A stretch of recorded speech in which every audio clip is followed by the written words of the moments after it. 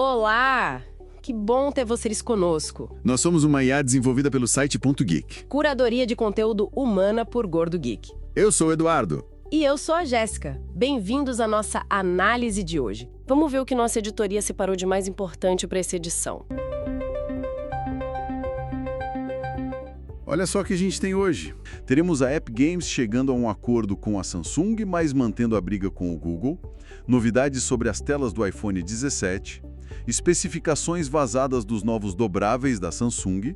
A Apple na justiça por causa do sensor de oxigênio do Watch.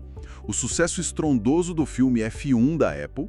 Um debate sobre a sustentabilidade do Xbox Game Pass. O novo app de mensagens offline de Jack Dorsey.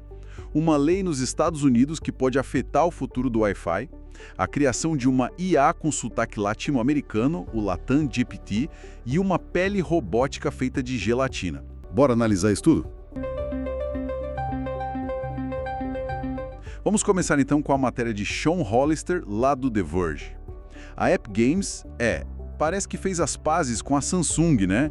Depois daquele processo todo sobre a loja de apps e o tal do Autoblocker. Exato. Aquele recurso que dificulta instalar apps fora da loja oficial da Samsung. E o timing, né? Bem na véspera do Samsung Unpacked. Muito conveniente, né? Pois é, só que os detalhes desse acordo, ninguém sabe. O Tim Sweeney, CEO da Epic, só tuitou lá no X que a Samsung vai abordar as preocupações da Epic. Mas como? O que isso significa na prática? Vão tirar o bloqueador? Criar uma lista branca? Fica no ar. E levanta aquela questão sobre a postura do Sweeney, sabe? Ele sempre disse que brigava por todos os desenvolvedores, contra as taxas abusivas, não por um acordo especial só para a Epic. Verdade. Como que fica essa narrativa agora? É a pergunta de 1 milhão. Talvez a Samsung tenha cedido em algo que beneficia mais gente, ou talvez a Epic conseguiu algo só para ela mesma. Mas, olha, é importante lembrar, a briga maior continua. Ah, sim, contra o Google. Isso. A ação contra o Google, que era parte do mesmo processo original junto com a Samsung, essa segue firme. E aquele processo antitrust gigante da Apple contra o Google ainda está esperando decisão de apelação. Então, essa paz com a Samsung é só um round. Entendi. Bom, seguindo para a Apple, matéria do Ryan Christotello no 9 to 5 Mac, falando de rumores do iPhone 17. Previsto para daqui a uns meses, né? E parece que as mudanças grandes seriam nas telas, 2 principalmente. Isso. A primeira parece bem provável, assim. Todos os modelos, o 17, normal, o Air, o Pro, Max, todos eles teriam as bordas fininhas. Aquelas que hoje só os Pro têm. Exatamente. Faz sentido, né? Um movimento clássico da Apple levar o recurso premium para a linha toda no ano seguinte. E como o iPhone 17 base deve pegar a tela maiorzinha de 6,3 polegadas do 16 Pro... As bordas finas complementam, claro. Pois é. Agora, a segunda novidade é mais misteriosa. O vazamento fala de uma nova UI da Dynamic Island, uma interface de usuário nova para a ilha dinâmica, em todos os modelos. E qual o problema aí? O problema é quem vazou. O Digital Chat Station. Ele é conhecido por acertar hardware, tipo tamanho de peça, essas coisas. Mas software, interface de usuário, não é muita praia dele. Ah, entendi. Ele até já tinha falado de uma ilha dinâmica fisicamente menor no Pro Max, o que é hardware. Mas essa ideia de mudar a interface para todo mundo é estranho. Será que ele está supondo que a mudança física vai causar uma mudança de UI? Ou tem algo de software vindo aí que a gente não sabe? Fica a dúvida então. Total. O histórico do leaker como UI deixa essa parte do rumor bem certa. Vamos ter que esperar para ver. Ok. Agora vamos dar uma olhada na concorrência dos dobráveis. O Rajesh Pandey, no Android Police, trouxe especificações que vazaram dos novos Galaxy Z Fold 7 e Flip 7 da Samsung. Devem anunciar logo, né? Sim, a expectativa é alta. E o destaque do Fold 7 parece ser mesmo o design. Super fino, super leve. Quais são os números? Olha, se confirmado, é impressionante. 8,9 milímetros dobrado, 4,2 aberto. E o peso? Só 216 gramas. Isso mesmo com telas maiores, 6,5 polegadas na externa e 8 polegadas na interna. Uau, bem mais leve e fino. Com certeza, é uma resposta direta às críticas dos modelos antigos, né? A Samsung está claramente focando na portabilidade extrema, talvez para competir com os chineses que lançaram modelos bem finos. E por dentro, o que esperar? Bateria de 4.400 mAh, que ok. Opções de 256 ou 512 GB de armazenamento, talvez 1 TB em alguns lugares. E aquela promo de pré-venda com o dobro de espaço. E a câmera? Aí vem o salto. Câmera principal de 200 megapixels no Fold 7, bem mais que os modelos anteriores. Nossa, e os flips? Parece que vem 2 modelos. Isso, o vazamento fala do Flip 7 e um Flip 7 FE, ou Fan Edition, mais barato. Os dois teriam telas do mesmo tamanho, 4,1 polegadas fora e 6,9 dentro. E onde estariam as diferenças, então, para justificar o FE? Principalmente na bateria e no armazenamento. O FE teria uma bateria menor, 4.000 mAh, a do Flip 7 normal não foi dita, mas deve ser maior. E o FE começaria com 128 GB, enquanto o Flip 7 padrão viria com 256. Entendi. E câmera? Câmera principal de 50 megapixels nos dois flips. A estratégia parece ser oferecer o formato popular do Flip mais em conta, com o FE, talvez até reutilizando o design do Flip 6, e o Flip 7 normal viria com um design novo, mais fino, na linha do Fold 7. Faz sentido. Bom, mudando totalmente o foco agora. Uma briga na justiça. Amber Neely, no Apple Insider, reporta que a Apple está lutando nos tribunais americanos para reverter aquela proibição de importar o Apple Watch com sensor de oxigênio no sangue. É aquela função de oximetria de pulso. A Apple está apelando, dizendo que a decisão da Comissão de Comércio Internacional, a ITC, prejudicou milhões de usuários que, segundo eles, dependem do recurso. E quem está do outro lado é a Masimo, né? Exato. Uma empresa de tecnologia médica. Eles começaram essa briga lá em 2020, acusando a Apple de 2 coisas. Primeiro, roubo de segredos comerciais. Dizendo que a Apple contratou gente deles para pegar a tecnologia. Ah, isso. E segundo, infração de patentes do sensor de oximetria. A Masimo diz que a Apple está basicamente querendo passar por cima da lei de patentes. E qual é o argumento da Apple agora na apelação? O que eles alegam? O argumento principal parece ser meio técnico-jurídico, sabe? A Apple diz que na época que a ITC tomou a decisão, o produto da Masimo que usava essas patentes ainda era hipotético, não estava pronto no mercado. E por isso, proibir a importação do Apple Watch seria uma medida exagerada. E a Masimo concorda?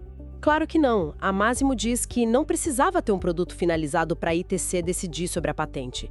O interessante é que a acusação de roubo de segredo industrial não deu em nada num julgamento na Califórnia, mas a ITC deu razão à Masimo sobre as patentes. E foi isso que levou a Apple a desativar a função nos relógios novos lá nos Estados Unidos, né? Exatamente. Desativaram via software para poder continuar vendendo enquanto a apelação corre. Uma situação complicada. Com certeza. Ainda na Apple, mas agora no mundo do entretenimento. E Ana Avelino, no Mac Magazine, está falando do sucesso do filme F1, com Brad Pitt. Parece que virou a maior estreia da Apple Studios nos cinemas. Sim, os números são bem grandes. Arrecadou 293 milhões de dólares no mundo todo só nos primeiros 10 dias. Isso é bastante comparado com outros filmes deles. Muito. Superou fácil o Napoleão, que fez 221 milhões no total, e Assassinos da Lua das Flores, que ficou em 158 milhões. A estreia foi forte e as salas IMAX ajudaram bastante, contribuíram com 60 milhões aí. Parece que a fórmula Brad Pitt mais Fórmula 1 deu certo. Mas essa grana toda já significa que o filme deu lucro para a Apple? Ainda não. E aí tá o pulo do gato que a matéria da Variety, citada na fonte, levanta. O orçamento do filme foi absurdo, mais de 250 milhões de dólares. Nossa! E ainda tem o marketing global, que estimam em mais uns 100 milhões. Como o cinema fica com uma boa parte da bilheteria, geralmente metade... Metade. Por aí, a conta que a Variety faz é que a Apple precisaria arrecadar uns 625 milhões de dólares só para empatar. Então, apesar da estreia ótima, o caminho para dar lucro só com o cinema ainda é longo. Entendi. Então, qual a jogada da Apple aqui? Por que gastar tanto? Parece uma mudança de estratégia, sabe? Antes, eles focavam muito em filmes de prestígio, tipo Coda, que ganhou Oscar, mas não fez rios de dinheiro. E tiveram uns tropeços com outros filmes tipo Argo. Ah, lembro desses. Pois é, agora parece que a aposta é em blockbusters. Filmes com um apelo comercial gigante, potencial para virar franquia. Mesmo que não pague as contas só no cinema, um filme como o F1 atrai muita gente pro Apple TV Plus quando chegar lá. Ajuda o streaming a longo prazo. Faz sentido. Pensando no ecossistema todo. Mudando para games agora. Valdecir Emboava, no Tecmundo, tá falando de umas críticas pesadas ao Xbox Game Pass. Vieram do Rafael Colantônio, fundador da Arcane. Sim, o estúdio de Dishonored, Prey, jogos muito bons. Ele foi bem duro no ex-Twitter, principalmente depois das demissões recentes na Microsoft Gaming. O que ele disse exatamente? Chamou o Game Pass de insustentável e prejudicial para a indústria. O argumento dele é que o serviço só existe porque a Microsoft banca com um dinheiro infinito e que isso acaba matando as vendas diretas dos jogos. Canibalizando as vendas, né? Isso. Ele disse que no começo a Microsoft meio que vendeu a ideia para a indústria que isso não ia acontecer, mas que a realidade foi outra. E teve resposta para essa crítica? Alguém rebateu? Teve um debate interessante com o Michael Doze, da Larian, que fez o Baldur's Gate 3. O Colantônio sugeriu que o Game Pass só seria saudável se focasse em jogos mais antigos, de catálogo, não nesses lançamentos Day One. E o Doze? O Doze argumentou que o Game Pass pode ser bom para dar visibilidade para jogos menores ou mais experimentais, sabe? Jogos que talvez não tivessem tanto alcance de outra forma. É uma discussão complexa. Muito. Reflete uma tensão que está crescendo. Tem desenvolvedor que elogia o Game Pass pelo alcance, como os de Atomfall e Palworld, mas tem gente como o Colantônio questionando o modelo financeiro e o impacto a longo prazo, principalmente agora com cortes e cancelamentos na própria Microsoft. E a Microsoft vai mudar a estratégia? Até agora, nenhum sinal. Eles parecem firmes em continuar lançando os grandes jogos no Game Pass desde o dia 1. Entendido. Falando em figuras conhecidas da tecnologia, a Engadget trouxe uma novidade do Jack Dorsey, cofundador do Twitter, né? Agora X. Ele lançou um app de mensagens experimental, o BitChat. Isso. E a grande sacada, o diferencial, é que ele funciona totalmente via Bluetooth. Não precisa de internet, não precisa de servidor central. Como assim? Via Bluetooth? É um conceito de rede descentralizada, peer-to-peer. As mensagens são criptografadas e vão direto de um celular para o outro que está perto via Bluetooth. E o mais legal, cada celular na rede ajuda a retransmitir as mensagens para outros, formando uma rede mesh, tipo uma teia. Ah, é interessante. Então funciona mesmo sem Wi-Fi ou 4G, 5G? Exato. A ideia é ser resistente. Se a internet cair ou se um governo bloquear, a comunicação continua funcionando entre quem está próximo. Isso já foi usado antes, essa tecnologia. A tecnologia de rede mesh via Bluetooth não é totalmente nova. Foi usada, por exemplo, em protestos em Hong Kong em 2019 com outros aplicativos. O BitChat implementa isso com algumas funcionalidades, tipo chats em grupo com hashtags e senhas, e um jeito de guardar mensagem para quem está offline e entregar depois. E privacidade? As mensagens ficam só no aparelho e somem por padrão. Eles planejam usar o Wi-Fi Direct no futuro para aumentar a velocidade e alcance também. E por que o Dorsey está investindo nisso? Parece que está alinhado com o interesse dele em plataformas descentralizadas, resistentes à censura, algo que ele também buscou com Blue Sky, né? O BitChat é um experimento prático. Como criar comunicação privada e robusta fora da infraestrutura tradicional da internet. Está em beta ainda via TestFlight. Curioso. Vamos para outra notícia. Agora dos Estados Unidos, mas com impacto potencial global. John Brodkin, na Ars Technica, fala de uma nova lei orçamentária sancionada pelo presidente Trump. O que tem de importante para a gente aí? Tem um ponto crucial sobre espectro de radiofrequência. A lei devolve para a FCC, que é tipo o Anatel deles, a autoridade para fazer leilões de espectro. O problema é qual espectro? E qual é o problema? O problema é que a lei permite e até meio que empurra a FCC a tirar parte do espectro que hoje é usado pelo Wi-Fi na faixa de 6 GHz para leilar para as operadoras de celular. A faixa do Wi-Fi 6E e 7. Essa mesma. A faixa que está permitindo conexões mais rápidas, com menos interferência, porque tem mais espaço, canais mais largos. É super importante para o futuro do Wi-Fi em casa, no trabalho. E por que querem tirar do Wi-Fi para dar para o 5G? Falta espaço para o 5G.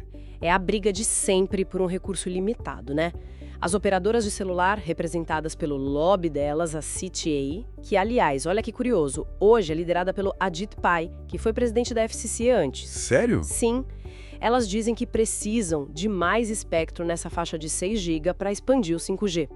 Do outro lado, a turma do Wi-Fi, provedores de internet, especialmente os menores e grupos de consumidores, dizem: opa, tirar espaço do Wi-Fi agora vai prejudicar todo mundo. A demanda por velocidade só aumenta. E a lei o que diz exatamente? A lei manda a FCC leiloar pelo menos 800 MHz de espectro de médio alcance. E na versão final, não colocaram nenhuma proteção específica para a faixa de 6 GB, apesar de terem tentado na Câmara. Agora a FCC, com o Brandon Carr no comando, que é visto como mais favorável às teles... Tem a faca e o queijo na mão. Basicamente. A disputa para ver quais fatias do espectro vão a leilão, incluindo talvez partes do 6 GB do Wi-Fi, vai ser quente. Com certeza. Agora, olhando aqui para a nossa região, América Latina. Aline Sarmiento, no Mobile Time, destaca um projeto bem interessante, o LATAM GPT. Sim, é o primeiro grande modelo de linguagem, um LLM tipo o ChatGPT, só que treinado 100% com dados daqui, da América Latina. Uma iniciativa liderada pelo Chile, mas com um monte de parceiros, mais de 15 países, incluindo o Brasil. Qual é o objetivo disso? Ter um ChatGPT que fale portunhol? Não só isso. A ideia é criar uma IA que entenda de verdade as nossas nuances, sabe? A cultura, os diferentes jeitos de falar espanhol e português aqui, o contexto social, econômico. Coisa que os modelos treinados lá no norte global, como eles chamam, muitas vezes não pegam direito ou vêm com vieses. E o tamanho? É comparável aos modelos que a gente já conhece? Sim, a arquitetura é para ser parecida com a do GPT 3.5. Trilhões de parâmetros e tokens. É um projeto grande, pesado. E vai ser um modelo pago, fechado? Não, a proposta é bem legal, ser um modelo aberto, público e inclusivo. A primeira versão está prevista para o fim de 2025. E um detalhe bacana, o treinamento está rolando num supercomputador no Chile que usa energia quase 100% renovável. E o Brasil está participando ativamente? Sim, a participação do Brasil é vista como chave, pelo tamanho do país, pelo que já se investe em IA aqui, pela nossa capacidade científica. E os benefícios, o que se espera além de entender melhor a gente? A ideia é que o LATAM GPT possa ajudar a pesquisa científica feita aqui mesmo, apoiar governos a se digitalizarem com ferramentas mais adequadas e dar para a América Latina uma voz mais autêntica nesse debate global sobre inteligência artificial, ética em IA, etc. Eles já juntaram milhões de documentos da região e estão incentivando a colaboração para refinar o modelo. Muito interessante. E para fechar nossa análise de hoje, uma coisa meio futurista. Natan Vieira, no Canaltech, fala de uma pele robótica feita de gelatina. Como assim? Parece coisa de filme, né? Mas pesquisadores de Cambridge e da UCL, lá no Reino Unido, criaram isso. É uma pele robótica feita de um tipo de gelatina condutora. E o mais incrível é que ela consegue sentir vários tipos de estímulo com um único material. Que tipos de estímulo? Desde um toque leve, pressão, até um corte mais profundo, e também mudanças de temperatura. E a diferença para outras peles artificiais é que muitas usam vários sensores separados para cada coisa. Essa não. Como ela funciona então? É um hidrogel. Basicamente uma gelatina cheia de água, só que ela é condutora de eletricidade porque tem uns microcanais dentro. O material todo, a superfície inteira, funciona como um grande sensor. É mais parecido com a nossa pele mesmo. Mas se é um material só, como ela sabe se foi um toque leve ou um corte? Aí entra a inteligência artificial. Eles colocam eletrodos na base dessa pele de gelatina. No teste, usaram uma mão robótica com 32 eletrodos no pulso. Qualquer toque, corte, mudança de temperatura altera a condutividade elétrica do gel de um jeito específico. E os eletrodos captam isso. Exato, captam milhões de pontos de dados, segundo eles, e um algoritmo de machine learning é treinado para reconhecer esses padrões elétricos e dizer: ah, isso foi um toque leve aqui, isso foi um corte ali, isso foi calor. Ele aprende a distinguir e classificar os estímulos. Que demais! E as aplicações, onde isso poderia ser usado? Nossa, as possibilidades são enormes. Próteses muito mais sensíveis que deem um senso de tato mais real para os usuários. Robôs que possam manusear objetos delicados com mais cuidado ou interagir com pessoas de forma mais segura porque sentem melhor o contato. Talvez até na indústria automotiva, em sensores. Ainda não é igual à pele humana, imagino. Não, ainda não chega lá na sensibilidade total, mas é um avanço bem notável para a robótica sensorial, para criar robôs mais perceptivos. E aí, gostou desse resumo de notícias da nossa edição? E se você gostou, não esquece, deixa seu comentário, curte, compartilha com os amigos, isso ajuda muito a gente a continuar trazendo essas informações e análises. É isso aí. Muito obrigado pela companhia e até a próxima. Tchau!